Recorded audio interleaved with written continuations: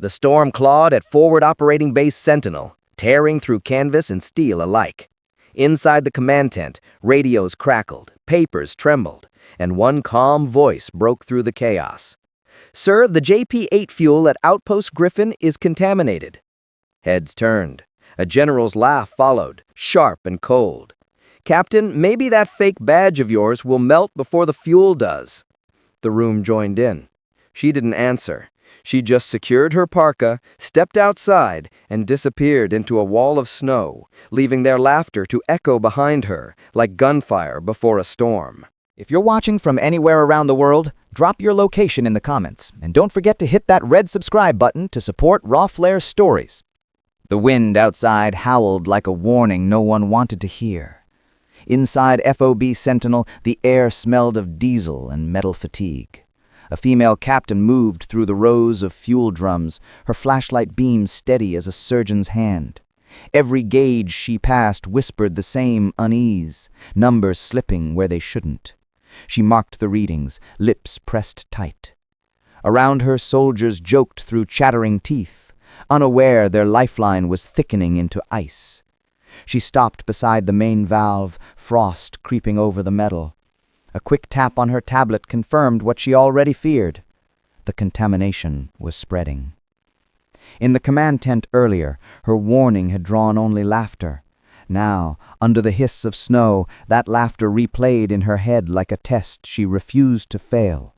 She keyed a message to HQ. Immediate freeze hazard. Fuel compromised. Recommend hold on Northridge patrols. No reply. Static swallowed the signal.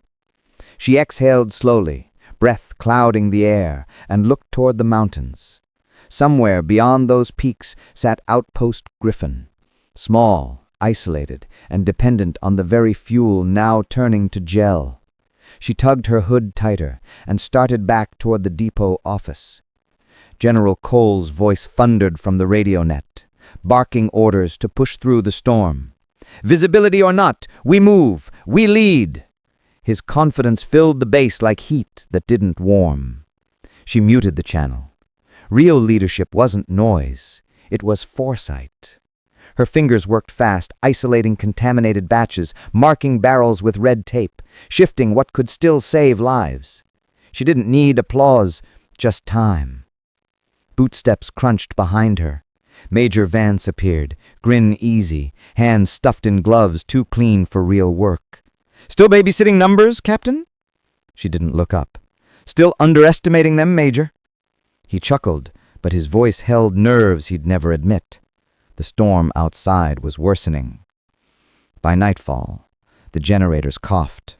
Lights flickered. The temperature dropped another 10 degrees. She radioed engineering again. Silence. Then she saw it. A decimal shift on the depot's monitor, fuel pressure dropping at Griffin. That wasn't weather. That was sabotage. Her pulse steadied, not quickened. She crossed the motor pool yard, boots cutting through snow, heading for the secure cage at the far end. The keypad glowed faint green. She placed her gloved palm against the plate. A soft click followed. Inside, rows of black Pelican cases waited like sealed secrets. She retrieved a compact one from the cold locker, indicator strip glowing blue. Authorization in motion. Outside, the storm roared. She looked once toward Griffin's direction, a wall of darkness. Then she whispered to herself, "They can laugh all they want. The storm decides who was right." Snow lashed across her face as she locked the case to her vest and stepped back into the wind. Behind her, lights dimmed again, plunging the base into half-shadow. Men cursed, scrambling for heaters that wouldn't start. She kept walking, steady, unreadable, carrying the answer none of them deserved yet, all of them would soon need. The storm deepened until sound itself seemed to freeze. Every antenna on base bowed beneath ice. Inside the logistics office, a single lantern burned. The captain traced readings across her tablet, numbers climbing where they should fall. Fuel viscosity off the scale. Whoever tampered with the line had done it clean, invisible to anyone who wasn't watching for ghosts in decimals. Outside, the generator groaned, then fell silent. The lights blinked out, replaced by the slow pulse of red emergency glow. Laughter and arrogance vanished with power. Now there was only the cold. She zipped her parka and stepped into the wind. The air stabbed like glass. Across the yard, maintenance crews fought to restart the main turbines, shouting through the howl. The general's voice barked orders on radio channels that no longer reached the ridges. Snow swallowed command faster than he could shout. At the motor pool, a mechanic hunched over a half-buried vehicle, flashlight trembling in his grip. The captain joined him, crouching beside the open panel. Fuel lines shimmered with frost.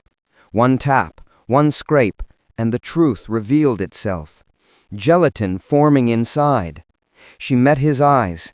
No words, just the grim acknowledgement between professionals who understood that engines and men die the same way, when ignored. They worked without command approval, routing heat from auxiliary cells, thawing pipes one by one. When the turbine coughed back to life, the mechanic's grin faded as fast as it came. "Too late," he mouthed. The telemetry on his wrist display bled red. Griffin's readings had dropped below survivable range. She didn't hesitate. Back in her office, she spread reports across the table, aligning each page like battle formations. Data confirmed it. 3 sensor relays offline, pressure collapsing at the outpost. It wasn't sabotage alone. Someone wanted Griffin blind and cut off. Through the window slit, the flag outside strained against the wind, the pole bending like it was praying. She remembered the general's smirk, the laughter over her fake badge. Soon, that badge might be the only authority left standing. The secure locker on her wall clicked open under biometric scan. She lifted a small encrypted transmitter from its cradle, the one piece of equipment not listed in any base inventory. Its power light stayed dead. The storm had eaten every frequency but one. She set her jaw, opened the black case from the cold locker, and fitted a narrow device to the transmitter's port. A green blink answered. Her message would ride beneath the storm's static like a whisper through thunder. She typed in coded brevity. Fuel compromised. Griffin failing. Request contingency clearance. Omega key active. Then she waited. 10 seconds. 20. 30. A single word came back. Acknowledged. The weight of it pressed through the noise. For the first time since arriving, she allowed herself a slow breath. Not relief, readiness. The chain of command had finally woken, and it had bypassed everyone above her. A low thud rattled the wall. She looked out. Storage barrels had ruptured under the freeze. Jet fuel spilled in thick ribbons, catching light from security lamps like veins of fire trapped in ice. Soldiers scrambled to contain it, their silhouettes chaotic against the storm. The captain slung her rifle, locked the black case to her chest harness, and moved toward the perimeter gate. Somewhere beyond that white horizon, men were freezing alive. If no one else would go, she would. Behind her, the base lights flickered again. Somewhere, in the dark command tent, the general still shouted orders to men too far to hear. She didn't turn back. The storm no longer frightened her. It was her cover, and her reckoning. The convoy gate creaked open like a mouth fighting the wind. Beyond it stretched a road swallowed by snowdrifts and silence. Headlights carved tunnels of white. The captain drove alone, armored vehicle groaning beneath layers of ice. Her breath fogged the inside glass faster than the heater could clear it. The fuel gauge ticked downward with every mile. Somewhere out there, Griffin waited, or what was left of it. She'd read the last transmission before systems failed. Temperature critical, lines frozen, request evacuation. No reply had ever come. She shifted gears, steering through blind turns where the road vanished under her. The terrain rose, snow thickening the walls. The sky had collapsed into a single bruised shade of black. She could almost hear the general's voice carried in the static, the arrogance that had buried men before their time. But tonight, arrogance wasn't command. Courage was. The first structure appeared as a shadow through the snow. Griffin's comm tower, leaning under a crust of ice. The vehicle's spotlight swept across the camp, revealing half-buried shelters and silent generators. No movement, just the whine of wind. She parked, engine idling, and stepped out into thigh-deep drifts. The cold bit through her uniform, instantly. Her radio crackled, nothing but feedback. She moved fast, rifle slung, flashlight cutting arcs through darkness. The first body lay near the fuel pump, frozen mid-motion, a wrench still clutched in gloved hands. She knelt, brushed frost from a shoulder patch, and whispered under her breath, not prayer, but promise. At the generator shed, she found what she'd feared, every line severed, clean and deliberate. Whoever did this knew the system intimately. A traitor, or worse, an order. Her jaw tightened.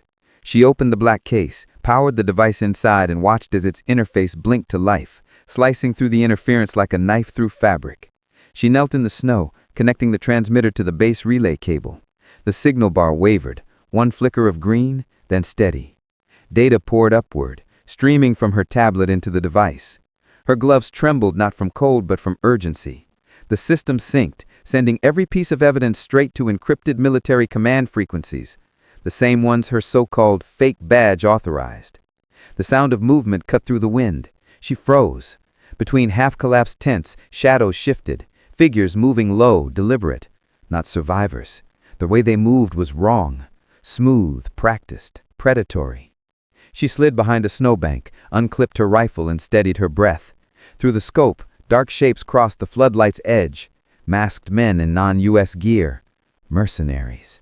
Someone had paid to erase Griffin entirely. Her finger rested on the trigger guard. She didn't fire yet. She counted. 1, 2, 3. Then the first explosion erupted behind them as a fuel drum ignited from exposure. Light consumed the camp in orange glare. She used the chaos, sprinted to the communication shelter, and dove behind the wall as shrapnel hissed past. Inside, console sparked and smoked. She smashed open a breaker panel, rerouting what power remained to the antenna array. The transmitter stayed active. Flames reflected in her eyes as she forced the signal through. The enemy outside shouted orders over the storm. Then she heard the sound that changed everything. Rotor blades. Faint, but approaching. Reinforcements, or the final wave to finish what had started here. She didn't wait to find out. She secured the device, ducked under a beam, and sprinted toward the open field where the comm tower leaned like a dying sentinel. A searchlight slashed across the snow, blinding her. She hit the ground, rolled, and came up aiming. The chopper's insignia flashed briefly through the storm. American. But the soldiers rappelling down weren't her unit. She steadied her rifle again. She had proof of sabotage, an active transmission, an authorization none of them could deny. And now, for the first time, they were coming for her, not to save, but to silence. The first bullets struck the snow around her in muted bursts, puffs of white masking flashes of fire. She crawled behind a buried truck chassis, breath steady despite the hail of rounds. The storm had turned the battlefield into a mirror of noise and light. Through the radio static, she caught fragments, orders barked by voices pretending authority. They wanted her alive long enough to recover what she'd transmitted. After that, silence. She pulled the transmitter from her vest. Its light blinked red. Signal jammed. Above, the helicopter circled lower, spotlight carving frantic shapes across the ice. She waited, counted the rhythm of the rotors, and threw a flare toward the east ridge. For a heartbeat, the mercenaries turned. She moved. Snow swallowed her footsteps as she sprinted between wrecks and collapsed tents. A grenade detonated behind her, pressure thudding through the air. She dove, rolled, and came up kneeling, rifle firm against her shoulder. The first man appeared through smoke. She fired once. Another followed. She adjusted, exhaled, fired again. The recoil steadied her heartbeat more than it shook it. By the time she reached the comm tower, the helicopter was banking hard, rotors struggling against the gale.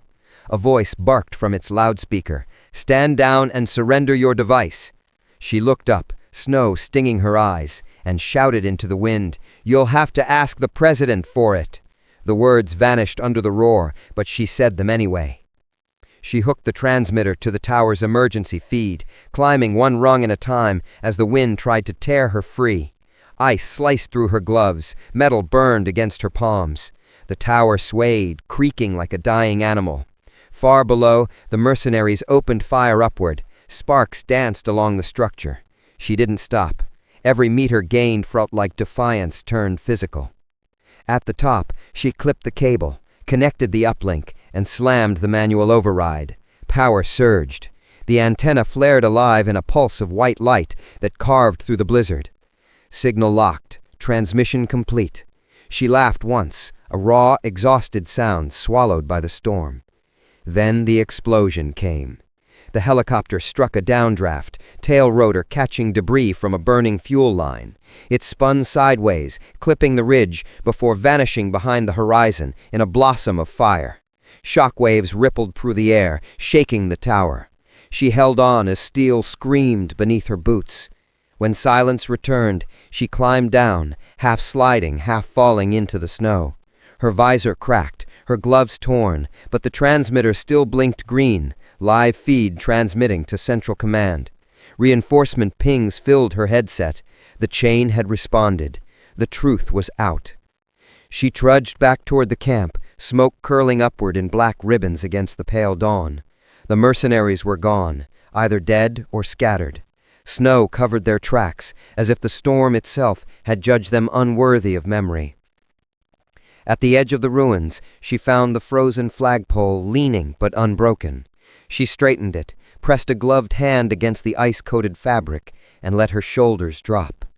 No victory parade waited here, only the knowledge that integrity outlasted ego. Back at the base, the general's voice returned over long-range comms, subdued now, words tight as wire. "Message received, Captain." She didn't answer. Some lessons didn't need reply. She turned toward the mountains as the wind eased, the first sunlight piercing the clouds. The badge on her chest, once mocked, caught the light.